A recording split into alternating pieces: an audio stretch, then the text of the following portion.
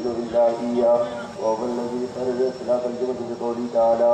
يا أيها الذين آمنوا اتقوا الصبر والصلاة إن الله مع الصابرين ولا تقولوا لمن يقتل في سبيل الله أموات بل أحياء ولكن لا تشعرون ولنبلونكم شيء من الخوف والجوع ونقص من الأموال والأنفس والثمرات وبشر الصابرين الذين إذا أصابتهم مصيبة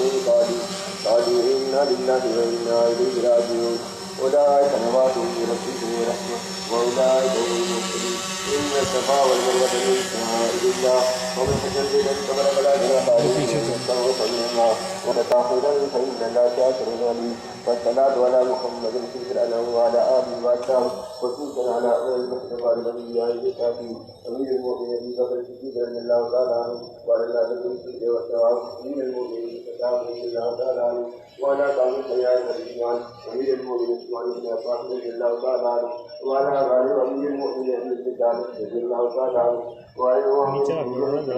محمد بن عبد الله والنسائي رضي الله تعالى عنهما وعلى أم ماسدة النساء فاطمة الزهراء رضي الله تعالى عنها وعلى أم سلمة المتحرين من الأزواج على أسد والأنصار رضي الله تعالى عنهما وعلى ستة الباقية من العشرة المبشرة والصحابة والتابعين ورضوان الله عليهم صلى الله عليه ولكم بالقرآن ونفعنا وإياكم بالآيات والذكر الحكيم.